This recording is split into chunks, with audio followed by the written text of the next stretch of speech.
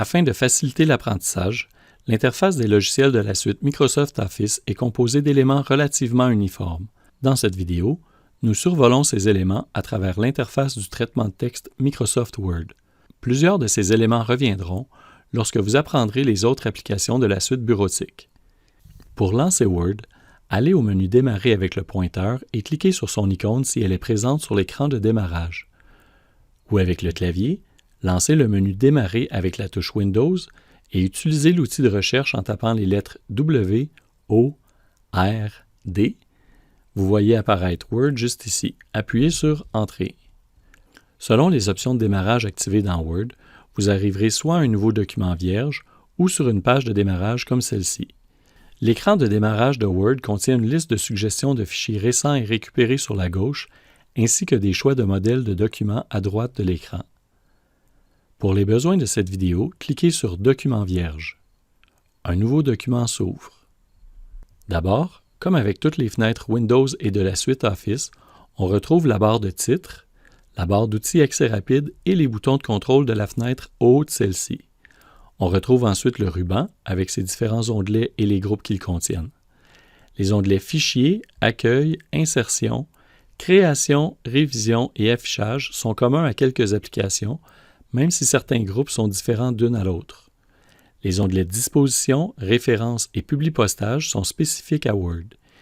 Ici, on voit l'onglet Antidote qui est présent dans le ruban de la suite Office lorsque le correcteur est installé sur votre ordinateur.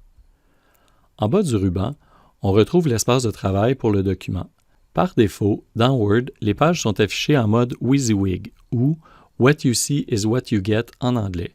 Autrement dit, les paramètres de mise en forme appliqués sont visibles directement à l'écran, comme si on imprimait le document sur une feuille de papier.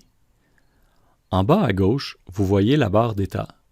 Ici, elle indique le nombre de pages et le nombre de mots dans le document. Vous pouvez personnaliser la barre d'état en cliquant dessus avec le bouton droit de la souris. Nous reviendrons sur quelques configurations utiles plus tard, mais vous pouvez déjà explorer les options disponibles. À droite de la barre d'état, on voit trois différents modes d'affichage. Nous sommes présentement dans le mode Page. On retrouve la barre et le facteur de zoom actif complètement à droite en bas. Des barres de défilement horizontales et verticales apparaissent lorsqu'elles sont requises.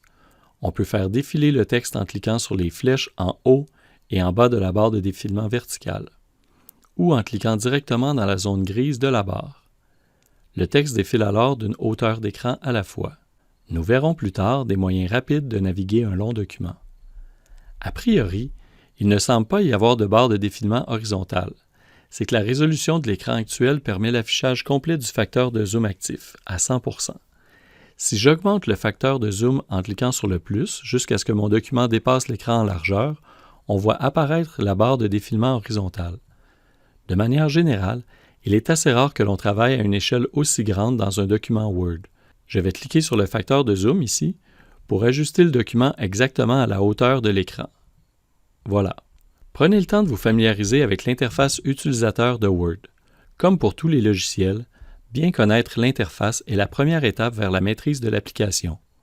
Aussi, plus vous connaîtrez et comprendrez les différents éléments de l'interface de Word, plus il sera facile d'apprendre les autres applications de la suite Office, comme Excel, PowerPoint, Outlook ou Access.